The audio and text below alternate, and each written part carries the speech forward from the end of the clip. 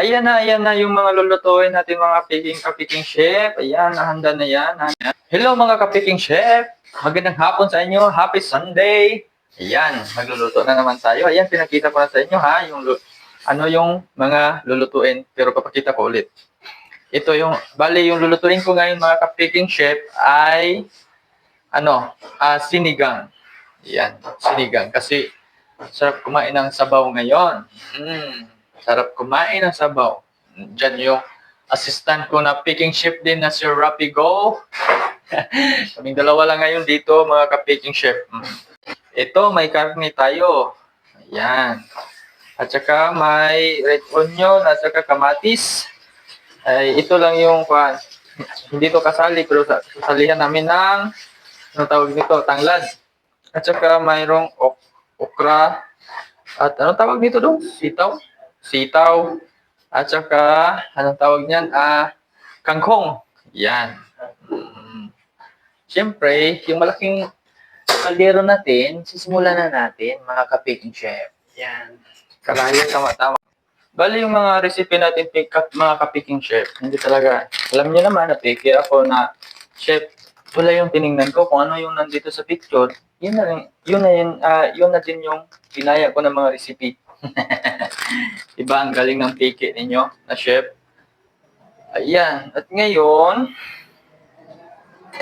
ilalagay na natin tong red onion mga ka-picking chef. Ayan.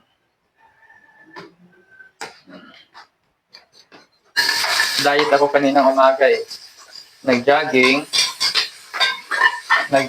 tapos hindi kumain, at sa tanghali, konti lang kinain. Kaya ngayon, nagluto ako ng masarap na ulam para kakain tayo ng marami. Ayan, lagay na natin yung karne. Karne. Ayan. Mix lang. Ayan.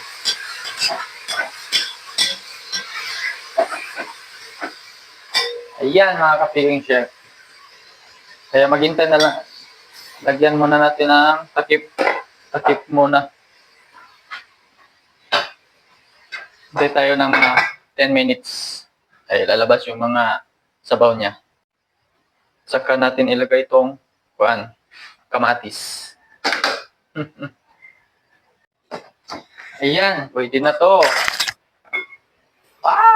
Yan, di ba? Lumabas yung sabaw. Lagay na natin yung kamatis. Mga ka-picking chef. Sa itong tanglad, bakit lalagyan ko ng tanglad yung sinigang para mabango? Nagbibigay ito ng bango kasi. Iwan ko lang kung pwede ba. Siyempre, isip-isip ko lang yan, baka pwede. Pwede naman, siguro. Bagong recipe yan ng sinigang. Yan. Tsaka, hinanda na akong tubig. Tubig. Lalagyan ko na din ng tubig.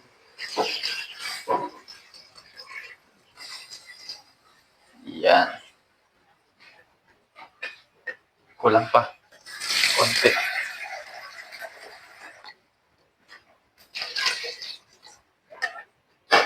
Yan. Tignan nyo mga ka-picking chef. Di ba? Ang bango na, hindi pa luto. Bango na. Yan. Lagyan ulit ng takip. At saka 30 minutes, balikan natin. Tika nga pala mga ka-picking chef, dapat pala lagyan na natin ng asin. Depende sa inyo gaano kayo kadami maglagay ng asin. Basta kung ano yung timpla ninyo, kayo na bahala. Huwag din yung masyadong damihan kasi mamaya ilagay natin yung sinigang pampalasa. At saka nakalimutan ko konting paminta. Ayan. Okay, 30 minutes. Ayan ang mga ka-picking chef. Pwede na natin ilagay natin yung gulay. Ayan. Lagay na natin hindi lahat muna, ito muna ng okra at saka sitaw. Yan.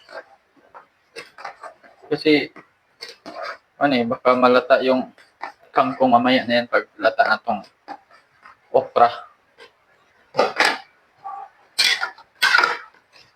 Yan, ang bango-bango na. Iwan ko lang kung pwede ba to, ano kayang lasa nito kasi may tanglad eh. Malalaman natin yan mamaya mga ka-picking chef. Takpan ulit. Tiyempo-tiyempo lang kung okay na ba yung okra at sitaw. Balikan natin mamaya. At ngayon, mga ka-picking chef, pwede na siguro to. Lalagyan na natin ng sinigang.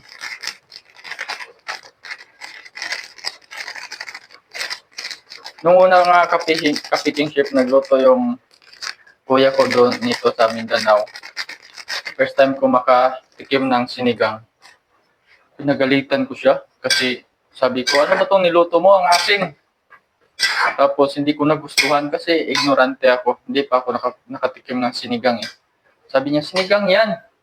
Inaway ko siya. Tapos sinabi ko sa kanya, kung ano yung natutunan mo na pagkain doon sa Manila, huwag mong dalhin dito kasi iba yung panglasa ng mga taga Mindanao. Inaway ko siya. At saka doon, parang nalungkot yung kapatid ko. Kaya, ngayon na alam ko na ganito pala ang lasa ng sinigang. Kaya, Kuya, Papi, sorry! Iwan ko lang kung nakapag-sorry ba ako sa kanya noon. Nung pangyayari na yon.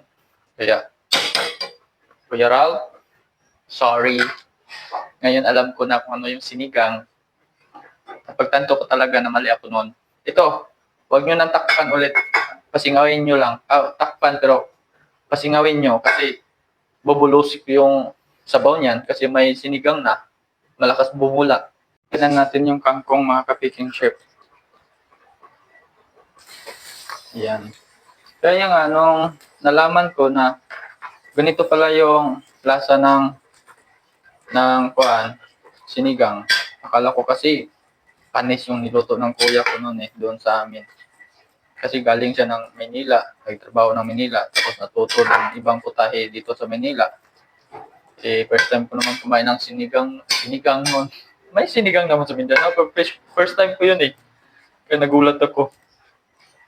Kaya ito na. Pag maluto na yung kangkong, pwede na to. Ayan, luto na mga ka-picking chef. Di ba? Ayos na ayos. Ready na yung kainan mamaya. Yun lang mga ka-picking chef. Salamat sa inyo. Salamat sa panonood.